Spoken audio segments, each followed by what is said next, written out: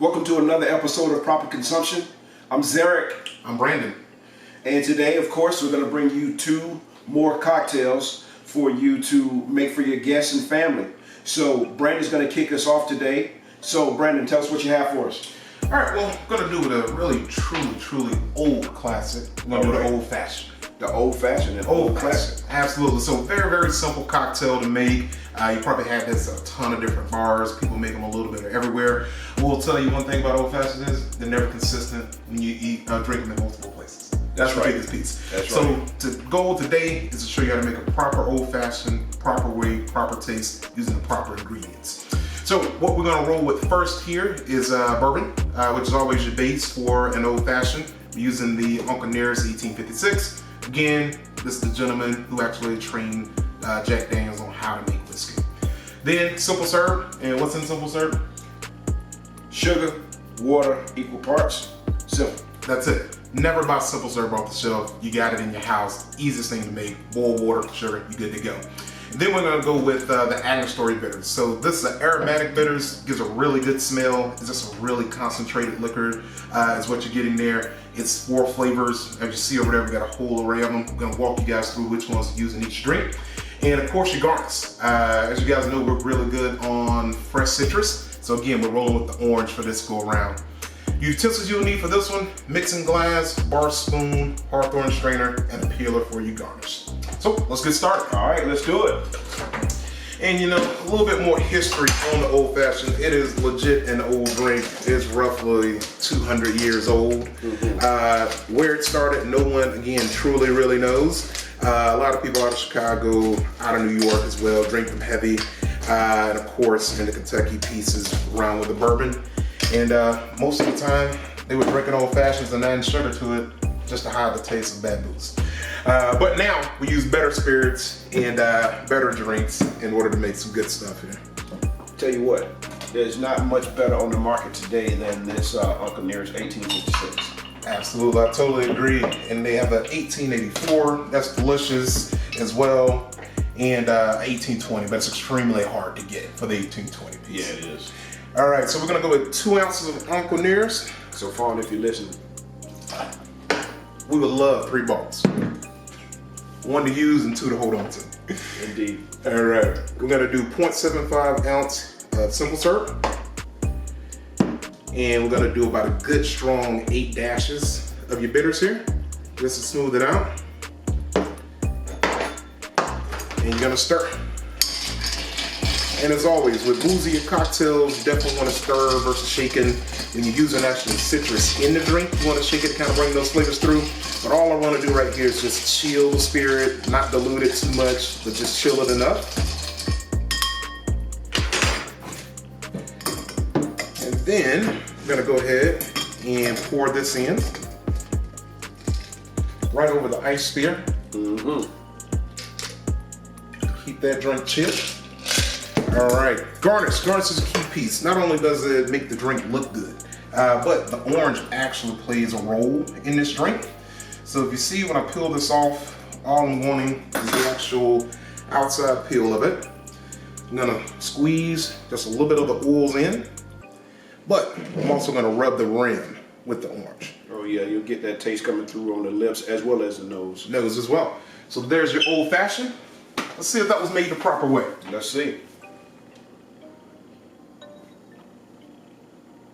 Classic, traditional, it's perfect. So, I mean, easy ingredients, things that you don't have to search too high and low to find. Very simple cocktail to make, delicious. Absolutely. So remember to like, subscribe, and share. But this is our old fashioned, done the proper way. Cheers.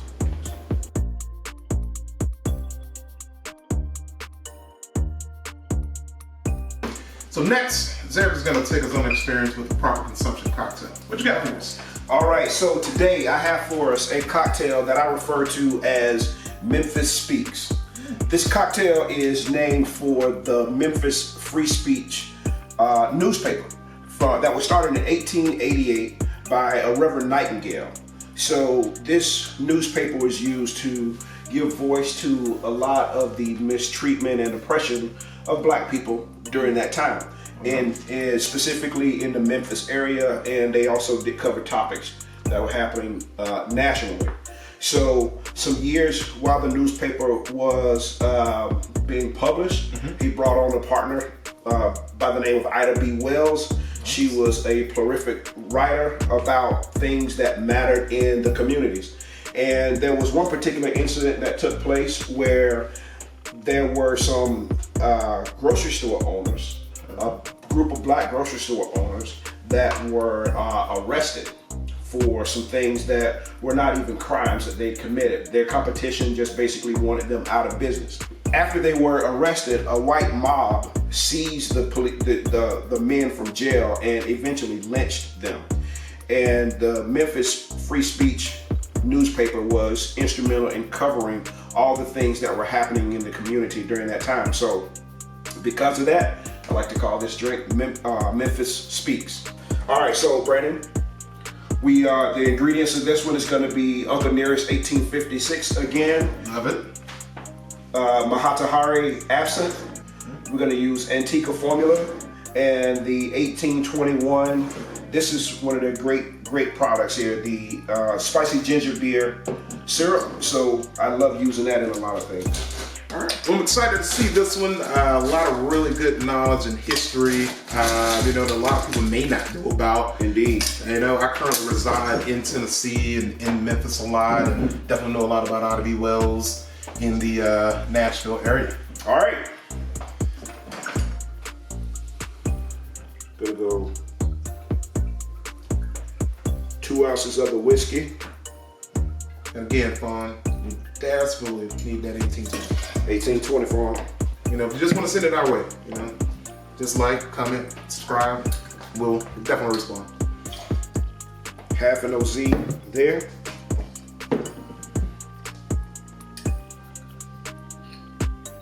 Another half.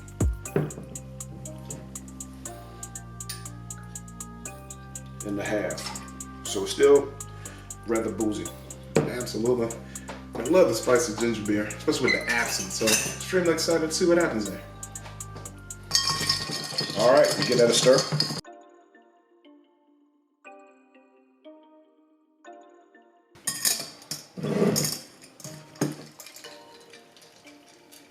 Strain that into our vintage coupe. And with this one, I just like to top it with a nice piece of dried citrus. Boom, there you go. All right, let's give this thing a whirl. Oh, it smells really good.